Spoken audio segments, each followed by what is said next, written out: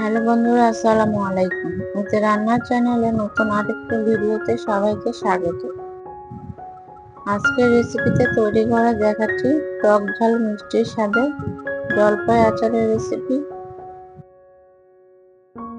আচারের রেসিপিটা তৈরি করার জন্য প্রথমে জলপাইগুলো ধুয়ে পাতিলের মধ্যে পানি দিয়ে বসিয়ে দিয়েছি সিদ্ধ করার জন্য। এখন চুলাটাকে জ্বালিয়ে ঢাকনা দিয়ে ঢেকে জলপাই খুব ভালো করে সিদ্ধ করে নিচ্ছি।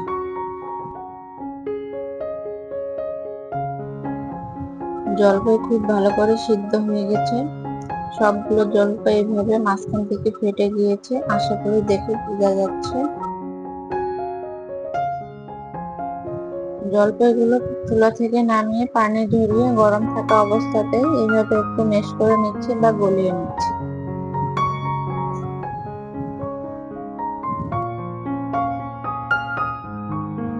এখন আচারে দেওয়ার জন্য কিছু মশলা ভেজে নিচ্ছি। চুলায় কড়াই বসিয়ে দিয়ে দিচ্ছি 15 থেকে 20টা গোটা শুকনো মরিচ। এখন খুন্তি দিয়ে নেড়ে চেড়ে মরিচগুলোর মধ্যে হালকা কালচে কালার আসা পর্যন্ত মরিচগুলোকে ভেজে নিচ্ছি।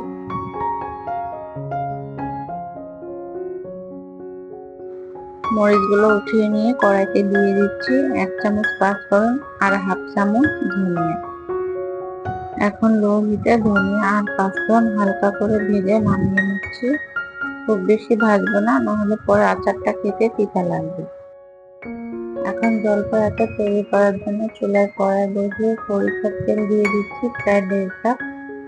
তেল হালকা গরম হয়ে গেলে তেলের মধ্যে দিয়ে দিচ্ছি 1 চামচ রসুন। রসুনগুলোকে আমি হালকা করে থেতো করে নিয়েছি। আর দিয়ে দিচ্ছি 2টা গোটা তেজপাতা। এখন তেলের মধ্যে রসুন হালকা বাদামি কালার করে ভেজে নিচ্ছি।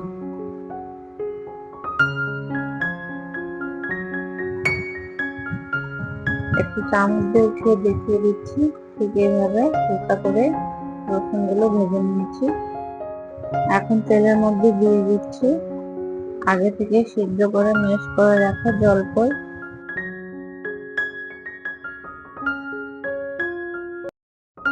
এখন খুন্তি দিয়ে নেড়ে জলপাইগুলো তেলের সাথে খুব ভালো করে মিশিয়ে নিচ্ছি।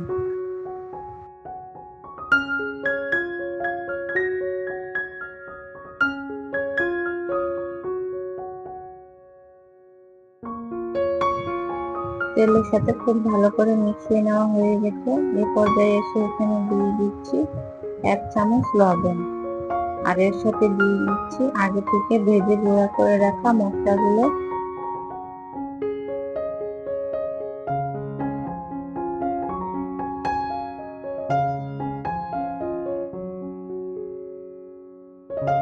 মশলা আর লবণ জলপাইয়ের সাথে ভালো করে মিশিয়ে নিয়ে দিয়ে দিচ্ছি গুড়। এখানে প্রায় 1.5 কেজি পরিমাণ আখের গুড় আমি জলপাই আচার তৈরি করতে ব্যবহার করেছি। চাইলে এখানে চিনি দিয়েও আচারটাকে তৈরি করা যাবে। জলপাইয়ের সাথে গুড় মিশিয়ে নিতে হালকা পরিমাণে পানি ছেড়ে দিয়েছে গুড় থেকে। এখন এই পানি শুকিয়ে আসা পর্যন্ত আচারটাকে খুব ভালো করে রান্না করে নিচ্ছি। এখন আর কিছু দিতে হবে না, শুধু সময় আর ধৈর্য দিয়ে আচারটাকে খুব ভালো করে তৈরি করে নিচ্ছি। আর এইভাবে অনবরত নেড়ে ছেড়ে দিতে হবে যাতে আচার কড়াইর নিচে লেগে না যায়। আর এই পর্যায়ে চুলার আঁচ মিডিয়ামে রেখেছি। পানি যত শুকাতে থাকবে আচারের কালার তত চেঞ্জ হতে থাকবে আর আচারের মধ্যে একটা আঠালো আঠালো ভাব চলে আসবে।